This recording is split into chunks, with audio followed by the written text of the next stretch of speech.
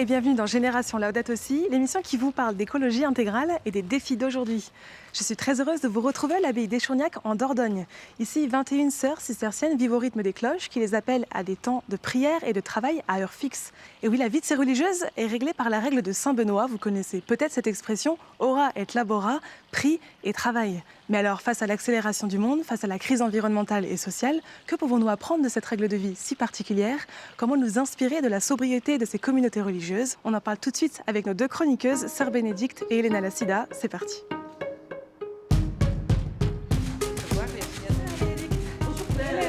Bonjour Claire. Alors, Sœur Bénédicte, vous êtes la mère abbesse de ce lieu. Merci de nous accueillir dans le cloître qui est magnifique. Écoutez, vous êtes la bienvenue. Merci beaucoup.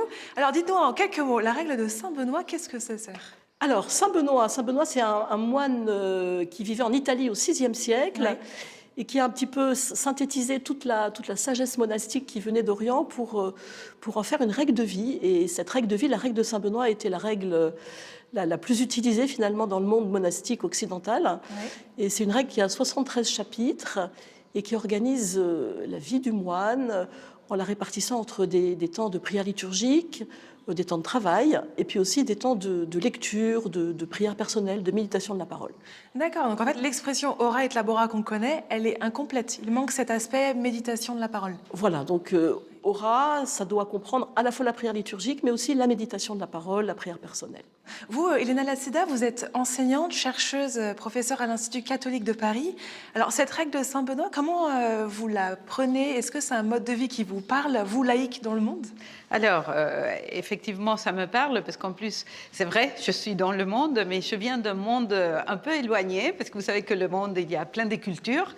Et donc, je viens de l'Uruguay, donc Amérique latine, donc d'où mon accent, mais justement avec une expérience du temps, et je pense qu'il est différente de celle qu'on a ici en France, en Europe. Je me suis rendu compte, j'arrivais toujours en retard, oui. Tandis que les Français arrivent toujours à l'avance. Donc il a fallu un petit peu cet ajustement, mais ça m'a fait prendre conscience qu'on avait une expérience du temps différente. Cette alternance du temps monastique, entre le temps plus du travail, de la production, et le temps plus de la méditation, de la prière, qui avait quelque chose là de très sage et qui nous fait prendre conscience qu'il y a différents temps et que le temps ne doit pas être pensé uniquement en termes de productivité et d'efficacité. Bien, on va en parler ensemble juste après. Justement, il y a une sagesse dans cette manière qu'ont les religieux et les religieuses de vivre le temps. On va s'en inspirer ensemble. On va aussi parler de conseils très pratiques. On en parle ensemble en plateau. On va s'installer? On y va. Très bien. Allez, c'est parti.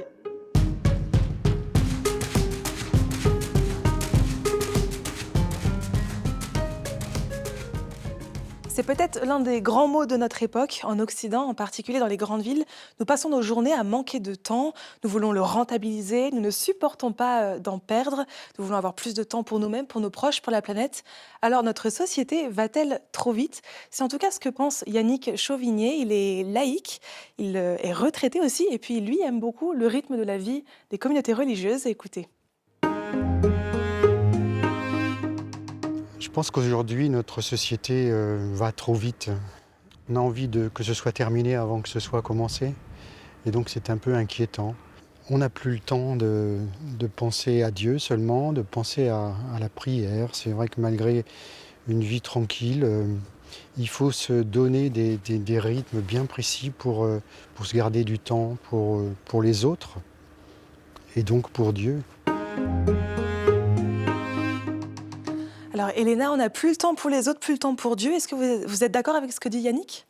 Oui, je pense qu'aujourd'hui, nos sociétés sont ordonnées autour de cette vitesse. Le pape François parle de rapidation pour dire, voilà, on est dans des sociétés où on est esclave du temps, de faire vite, comme c'est dit dans le reportage. Ça me fait penser un petit peu à vous savez, cette différence qu'on fait en grec pour parler du temps, que c'est la différence entre le chronos et le kairos. Et le chronos, en fait, c'est associé au temps qu'on connaît, ce temps qu'on mesure, ce temps qui va marquer les heures, les mois, les années. Oui. Donc, c'est le temps qui nous mesure et c'est ce temps-là qui nous pousse à aller très vite. Et puis, dit, les Grecs, ils disent qu'il y a un autre mot pour parler du temps, que c'est le kairos. Et le kairos, on le traduit souvent comme le moment opportun. Et donc, ce n'est pas le temps qui se mesure, c'est ce qu'on fait de ce temps. Et donc, le moment opportun, c'est là où il se passe quelque chose. Souvent, le kairos est associé à un basculement. Un avant et un après. Et donc, c'est le contenu de ce temps et ce n'est pas seulement la mesure du temps. On a du mal à être dans le kairos, on est un peu trop dans le chronos. Selon une enquête de la Fondation Jean Jaurès en novembre 2023, 58% des Français disent manquer de temps pour faire ce qu'ils ont envie de faire. Pas d'argent, de temps. Sœur Bénédicte, comment est-ce que vous réagissez à ces chiffres ? Je pense aussi que cette accélération du temps, ce besoin de toujours regarder vers ce qu'on fera demain, ce qu'on va faire demain, ça nous empêche de profiter du présent. Et je pense que ça aussi, c'est sans doute une grande problématique aujourd'hui, de vraiment d'être heureux dans ce qu'on est en train de faire dans l'instant présent et de ne pas être en train de penser à ce qu'on fera demain, à ce qu'on fera dans 2 heures, à ce qu'on fera dans 3 heures, et de profiter vraiment de ce qu'on vit là, maintenant, d'être vraiment à ce qu'on fait dans l'instant. Je pense que là aussi, c'est vraiment une question et qui est liée aussi à cette accélération du temps, à cette accélération qui nous environne et qui nous presse toujours vers demain, vers le futur. Et je voulais réagir à quelque chose que disait Sœur Bénédicte. En quelques mots, oui. Parce que je pense que l'accélération est très associée à cette idée d'une recherche de sécurité dans l'avenir. Et de dire, l'avenir doit être toujours anticipé, sécurisé. On passe notre temps à anticiper, à essayer de planifier, de réduire les risques. Le risque zéro est le mot d'ordre aujourd'hui de tous nos projets, de nos actions. Et donc, du coup, on oublie le présent. On est tout le temps à atteindre un objectif, réussir à obtenir quelque chose, un objectif qu'on s'est mis. Et donc, du coup, je pense que cette expérience du temps différent passe aussi par réinvestir le présent et par être ouvert à ce que le présent arrive avec tout ce qu'il a, qu'on n'a pas anticipé et qu'on n'a pas prévu. Tout son lot d'imprévus et de profiter aussi de ça, qui est un cadeau aussi parfois de... Exactement, exactement. On est tellement obsessionné par le futur à atteindre qu'on passe à côté de tous les cadeaux que le présent nous offre. Le présent. Et justement, la crise écologique à laquelle on est confronté d'ampleur vient peut-être nous dire aussi qu'on ne peut pas tout contrôler, notamment ce rapport au temps, ce risque, on ne peut plus rien contrôler. Alors, comment faire dans notre quotidien pour retrouver un rapport au temps un peu différent en s'inspirant de la vie monastique ? Eh bien, on en parle tout de suite dans cette deuxième partie.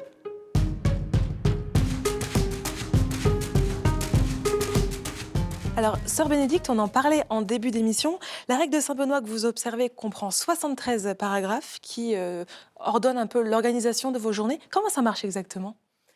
Alors, la règle de Saint-Benoît, elle va donner un cadre pour que chacun trouve sa place et que chaque activité trouve sa place. Oui. Concrètement, la journée à Échourgnac commence à 4h45 avec l'office des vigiles. Donc, il y a un long office dans la nuit et qui est suivi par un temps plus personnel, plus libre, de lecture de la parole de Dieu et de prière. À 7h45, c'est l'office des laudes, qui est suivi par une rencontre communautaire, le chapitre. Et ensuite, c'est le temps du travail, jusqu'à 12h15, où c'est l'heure de l'Eucharistie, qui est suivie par le repas, qui est pris ensemble. Et puis ensuite, 1 heure de temps libre, que chacune organise à sa manière.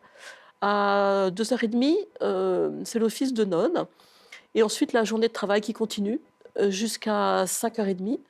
À 5h30, l'office de vêpres, suivi d'un temps de prière en commun à l'église, puis du temps du repas, et ensuite encore 1 heure de temps personnel avant les complis à 20h. Et après complis, 20h30, c'est la fin de la journée. Et donc, c'est aussi le début de ce qu'on appelle le grand silence, où jusqu'au lendemain, après vigile, on est vraiment dans le silence de la nuit, et puis c'est vraiment un temps qui est plus tourné vers le Seigneur, tourné vers Dieu, tourné vers la prière et la méditation. Donc à la fois, c'est quelque chose de très organisé, et en même temps, chaque journée est différente. Voilà, je crois qu'il faut se rendre compte de ça aussi. Alors, Sœur Bénédicte, vous êtes cistercienne depuis 30 ans, même un peu plus que ça. Quelle vertu vous voyez dans cette règle de Saint-Benoît que vous connaissez sur le bout des doigts, j'imagine ? On peut toujours mieux la connaître. Je pense qu'une des grandes vertus de la règle, c'est qu'elle prend en compte l'homme dans son entier. C'est vraiment une règle holistique qui prend en compte à la fois, on va dire, les dimensions psychologiques, spirituelles, même pratiques de l'homme. C'est-à-dire, il faut manger, il faut dormir. Donc la règle prend en compte tout ça. Oui. Donc le fait de prendre en compte l'homme dans son ensemble, l'être humain dans son ensemble, il me semble que c'est une grande vertu de cette règle. Et ensuite, donc, la règle, elle organise vraiment un temps équilibré entre le temps personnel, le temps communautaire, le temps du travail. Voilà. Et je pense que cet équilibre, ce rythme qu'elle met dans nos vies, c'est aussi très important. Un rythme qui est au service de la personne. Hein. C'est-à-dire, oui, on a un horaire, mais en même temps, ce n'est pas non plus un carcan, ce n'est pas non plus quelque chose qui nous emprisonne. Et même à un moment, Saint Benoît organise bien la journée dans sa règle, mais il dit aussi, si on n'y arrive pas, qu'on ne s'attriste pas, on fera autrement. Je pense que cet équilibre aussi entre un idéal et puis ce sens de la réalité, c'est aussi important. D'accord. Et à l'inverse, est-ce qu'il y a des choses, des passages de la règle qui sont plus difficiles à vivre au quotidien? Vous pouvez témoigner? Je pense que pour tous ceux qui ont vécu un certain temps dans une communauté monastique, la chose la plus difficile, c'est le fait que le temps est très haché et très découpé. C'est-à-dire, il y a toujours une cloche qui sonne et qui vous dit c'est le moment de la prière. Et ça, je pense que beaucoup de gens ressentent ça au début comme une contrainte, comme quelque chose qui les dérange. En même temps, c'est une contrainte qui nous rappelle que le Seigneur est là et qu'il nous attend et qu'il nous appelle à la prière. Donc, quelque part, c'est aussi une contrainte qui fait qu'on répond vraiment à son appel et à son premier appel. Voilà, vous devez complètement arrêter ce que vous êtes en train de faire. Exactement. En fait. Et tous les premiers récits de moines sont pleins de petits moines qui posent leur stylo alors qu'ils sont en train de tracer une lettre parce que la cloche sonne et les appelle à la prière. Voilà. Je pense une deuxième chose qui est aussi pas forcément évidente, c'est le fait que le temps n'est pas organisé à notre humeur. C'est-à-dire qu'on ne va pas prier parce qu'on est d'humeur à prier, on ne va pas travailler parce qu'on est d'humeur à travailler. Mais ça nous rappelle aussi une certaine objectivité à la fois de la prière et du travail. C'est-à-dire qu'on ne prie pas parce qu'on a envie de prier, mais on prie parce qu'on veut vraiment être devant le Seigneur et qu'on pense qu'il nous appelle à cette prière. Et la même chose, le travail, ce n'est pas juste pour notre réalisation personnelle, pour faire des choses qui nous plaisent et qui nous amusent, mais c'est aussi pour ce service mutuel, ce service de la communauté. Donc le fait qu'on ne soit pas aussi propriétaire de notre temps, et que ce soit un temps dans lequel on doit aussi rentrer, ça, je pense que c'est aussi une difficulté certaine. Elena Lassida, je voyais un peu hocher de la tête pendant que Sœur Bénédicte parlait. Quelle vertu, vous voyez dans cette règle de Saint Benoît qu'on connaît depuis des siècles ? Je pense que justement, notamment par rapport à cette manière d'alterner le temps de travail et le temps de prière, et il y a là quelque chose qui est d'une grande sagesse, même si je comprends très bien que ça peut être vécu comme une contrainte. Un peu frustrant. Oui, voilà. Et ça nous interrompt dans l'élan quand on est en plein travail. Mais pour moi, ça rappelle que justement la finalité de notre vie n'est pas notre travail et ce que nous produisons. Et donc je pense que justement la règle Saint-Benoît et la vie monastique permet de faire cet équilibre entre ce qui est effectivement l'incarnation dans la vie, le fait d'habiter complètement notre espace et la vie avec les autres et de produire, mais en même temps de se rappeler en permanence qu'il y a quelque chose de plus grand que nous, que tout n'est pas le fruit de notre travail, de notre contrôle et de notre maîtrise, et que ce rappel permanent que l'essentiel passe à travers la vie concrète, mais nous dépasse. Alors vous nous parlez de ce nouveau rapport au temps qu'on pourrait adopter nous, dans notre quotidien, j'imagine. En même temps, c'est très contraignant.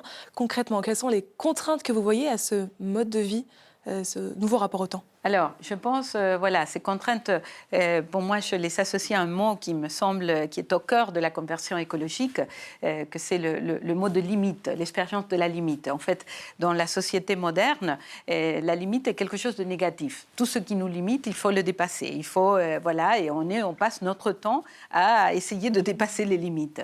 Et en fait, c'est un peu le fait de retrouver la valeur positive de la limite et de dire, c'est la limite, en fait, qui nous libère. sans limite, il n'y a pas de liberté. C'est la limite, c'est le cadre qui, justement, nous permet ensuite d'être créateurs et créatifs. Et donc, je pense, oui, que là, il y a quelque chose à retrouver dans cette conversion écologique, que c'est ce rapport positif à la limite. Et vous savez, le pape François, quand il parle du temps, vous savez, il a le sens de la formule, le pape. Et il y a une des règles qui peut sembler un peu énigmatique, mais que je trouve qui est très intéressante. Il dit « le temps est supérieur à l'espace ». Et quand il explique cette règle, il dit en fait, il faut initier des processus plutôt que posséder des espaces. Parce qu'il dit l'espace est quelque chose qu'on peut contrôler. On l'organise, on le gère, voilà, l'espace est sous la maîtrise.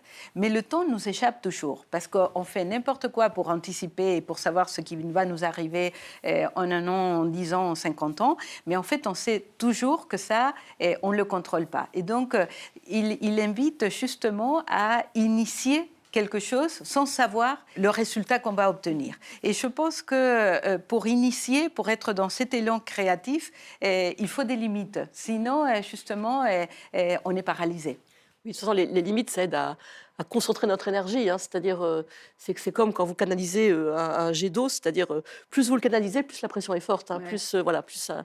Et je pense que un emploi du temps, un cadre, un horaire, c'est fait pour ça. C'est fait aussi pour se dire, il y a du temps pour la prière, il y a du temps pour le travail, il y a du temps pour la détente, et on va pouvoir faire tout de manière avec plénitude, et pas se disperser, pas se diluer. Je crois que ça, c'est vraiment la vertu aussi du cadre de l'horaire. Eh bien, on l'entend dans ce que nous disent sœurs Bénédicte et Elena Lassida. La règle de Saint-Benoît est fondamentale. Elle rythme nos journées, elle rythme notre emploi du temps. Elle nous pose une limite qui est juste et bonne. Alors concrètement, comment on fait dans nos vies quotidiennes ? Eh bien, on en parle tout de suite.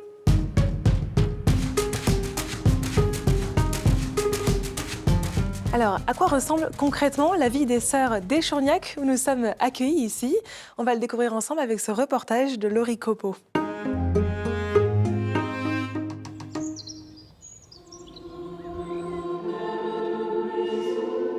Nous sommes une communauté d'une vingtaine de sœurs, âgées à peu près de 30 à 100 ans. Nous appartenons donc à l'ordre cistercien de la stricte observance et nous suivons donc la règle de Saint-Benoît. La journée est rythmée par les temps de prière, qu'on appelle office, donc des vigiles qui sont à 5h moins le quart jusqu'au complit.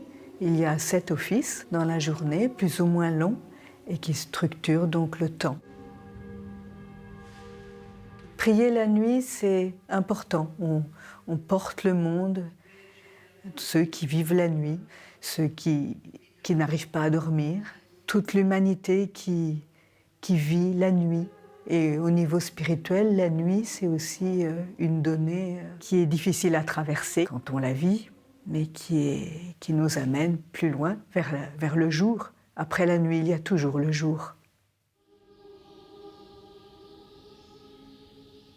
Cette règle, en fait, elle nous donne un peu la base du comment vivre en communauté, avec un équilibre entre solitude et vie monastique, l'équilibre entre la parole et le silence. C'est ça que j'aime beaucoup dans la règle de Saint-Benoît, c'est qu'il y a une grande sagesse. Le temps qui est structuré avec des grandes plages de prière m'aide, c'est sûr, à vivre et à avancer. Ceci dit, à côté du temps d'office communautaire, il y a aussi toute la vie intime, personnelle de prière, qui est vraiment un chemin, une aventure, et qui ne fait pas l'impasse des crises, des moments éventuellement de doute, de colère, de déception, de non-compréhension de situations. Je suis rentrée en fait à l'abbaye, ça va faire maintenant 23 ans. Notre vie de fait est très scandée. Au début, on a toujours un petit peu de mal parce que on nous coupe dans le travail, tout est coupé. On a l'impression que tout est tranché, saucissonné. Plus ça va, plus je rends grâce parce qu'on ait ces offices qui nous coupent dans le travail. Parce que finalement, ça nous ramène. Parce que parfois, on est tellement concentré dans ce qu'on fait en dehors des offices qu'on a la tendance un petit peu à oublier le Seigneur. Hein. Du coup, les offices sont là pour nous le rappeler, quoi. La cloche est là. Pof, elle sonne, et je dis « Ah oui, c'est vrai, allez, il faut qu'on arrête. La cloche nous appelle. » C'est vrai que le temps n'est pas le même par rapport à ce que vivent les gens. Hein. Ça, c'est évident. Hein. Dans la vie monastique, on a une capacité de recul par rapport à la vie qui est assez conséquente. On est moins, j'allais dire, le nez dans le guidon.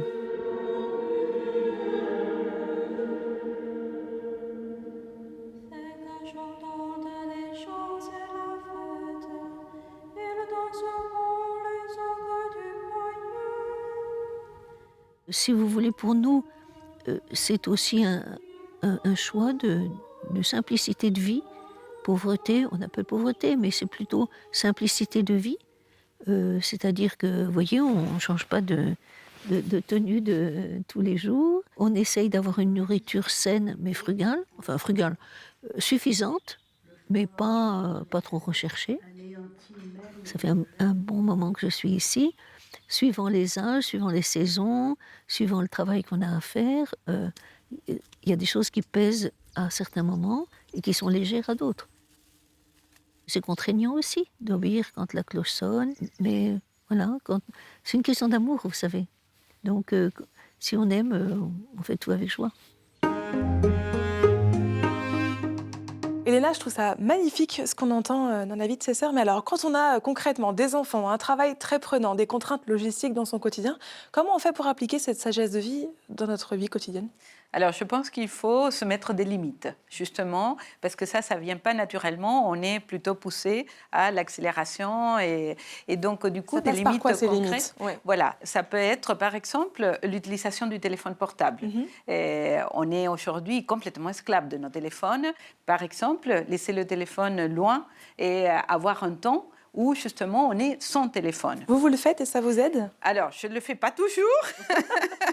Voilà, et je ne suis pas un exemple de vertu, mais j'essaye de mettre, et surtout, par exemple, de dire, quand on est avec d'autres, on n'utilise pas le téléphone, on n'est pas tout le temps à regarder le téléphone. Et je pense aussi le fait de, par exemple, s'imposer régulièrement, le fait d'aller marcher ou en ville ou dans la nature, sans téléphone, sans rien, et en essayant de ne pas penser à rien, c'est-à-dire d'être vraiment en communication, en communion avec les autres vivants, qui ce soit les vivants de la nature, mais aussi les humains, c'est-à-dire aller ce temps de gratuité, s'imposer un peu l'expérience de la gratuité. Ça peut passer aussi par le fait de dire, bon, une fois par an, je me prends quelques jours pour partir en retraite, et ça peut faire partie de ça. Mais je pense qu'il y a plein des choses à faire au niveau individuel, mais il y a aussi à penser comment collectivement, et au niveau de l'organisation de notre société, on instaure aussi ces temps-là, dans le temps du travail, dans le temps de l'étude. Et voilà, comment est-ce que, vous savez, dans les temps des repas, aujourd'hui, on parle beaucoup des fast-food parce qu'on est dans la société du fast-food. Il faut manger vite pour justement être plus efficace et rentable. Et aujourd'hui, il y a par exemple toutes ces initiatives qu'on appelle slow food, c'est-à-dire on prend le temps de manger. De ralentir. Je pense que ça, c'est une manière de changer notre expérience du temps. Et moi, je dirais aussi se réserver du temps pour ne rien faire. Oui. Voilà, on a sans doute une tendance aussi à remplir le temps avec plein d'activités. Et aussi se réserver un temps où il n'y a rien, où on prend le risque peut-être de s'ennuyer, mais on prend le risque aussi peut-être juste de s'asseoir dans l'herbe et de regarder ce qui se passe. Des plages de temps vides dans notre emploi du temps. C'est très dur, c'est très compliqué. C'est très compliqué, mais je pense que c'est un élément peut-être à prendre en compte. C'est-à-dire, est-ce que je prévois dans mon emploi du temps, est-ce que je prévois dans ma semaine un temps où je mets rien. Il n'y a pas de rendez-vous, il n'y a pas de rencontre, il n'y a rien. Et on verra bien ce qui se passe, on verra bien ce qui se présente. Je vous propose, pour terminer notre émission, de regarder cette autre piste de réflexion qui est proposée par Stanislas. Stanislas travaille dans un des lieux qui est peut-être le plus éloigné possible de la vie monastique. Il est à La Défense, ce quartier d'affaires à Paris qui est très frénétique. Alors, la piste de réflexion pour Stanislas, ça a été de rentrer dans une maison d'église au cœur du quartier pour essayer de mettre du ora et labora dans sa vie. Je propose de l'écouter. Je suis ici au cœur de La Défense, un grand quartier d'affaires. Et Les semaines y sont assez intenses entre les contraintes professionnelles et la vie familiale. Mais j'ai eu la chance de découvrir ce lieu, cette adresse que Dieu a à la Défense, comme l'indique le panneau, cette maison d'église. Ici, on peut prendre son temps et presque tous les jours, la messe est célébrée. On nous propose des expositions artistiques, des conférences, des cycles de formation.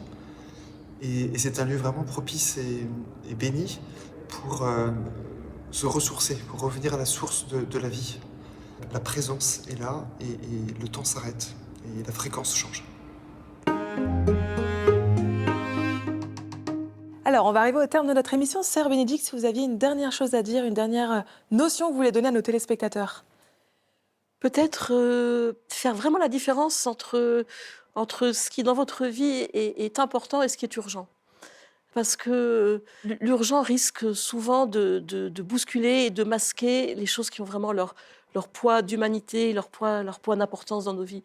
Peut-être se recentrer sur l'important. Distinguer l'important de l'urgent. Elena ? Alors je dirais sortir de cette idée que le temps c'est de l'argent. On le répète tout le temps, le temps c'est de l'argent, donc il faut faire vite. Et que le temps c'est pour moi avant tout cette qualité de présence des uns à l'égard des autres. Donc vivre ce temps comme avant tout une expérience relationnelle, quelque chose qui nous permet d'être présents à tous les êtres vivants. Bien, un très grand merci à toutes les deux, Sœur Bénédicte et Elena Lassida, d'avoir été avec nous pour cet épisode. Merci à vous de nous avoir suivis. Moi, je vous dis à très vite pour un nouvel épisode de Génération Laudato Si.